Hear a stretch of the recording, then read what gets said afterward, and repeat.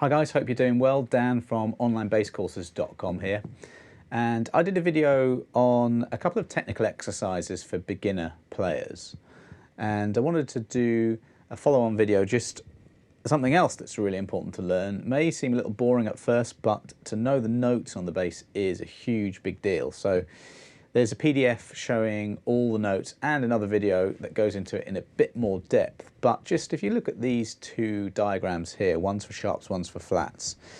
If you know nothing about the notes on a bass, it comes from the notes on a piano. So there's another lesson I'll link to that explains that a bit further. But just a couple of points to note is that first things first is learn the string names. E, A, D, G, and you can remember this handy thing.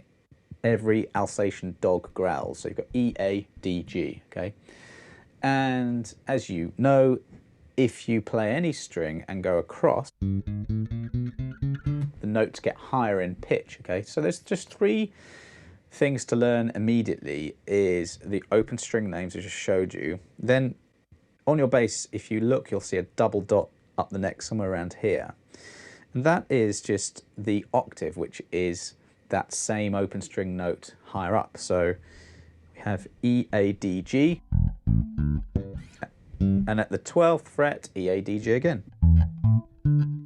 So instantly you should know those notes at the 12th fret and the open string. And then there's another point that's really, really handy to note, and that's the 5th fret. On this bass, it's my third dot marker when I'm looking down from this angle.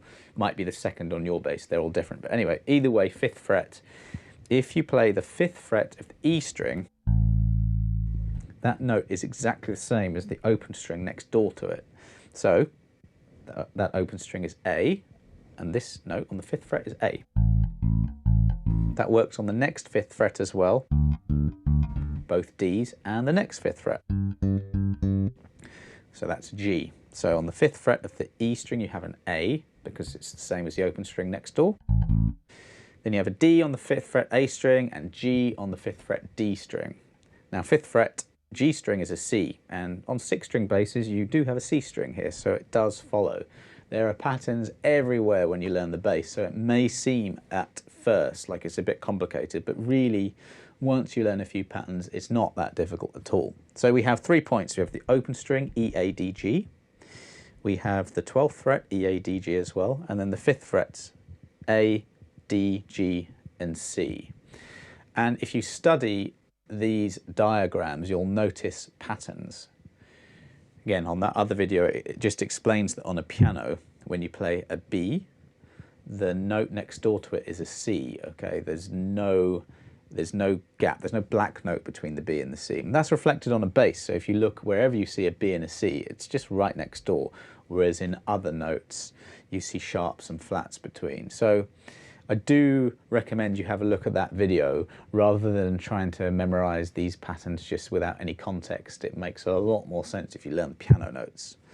And really, you want to be able to play anywhere on a bass guitar to make it much easier for you to play what you want to play. So learning the notes is a very, very recommended thing to do.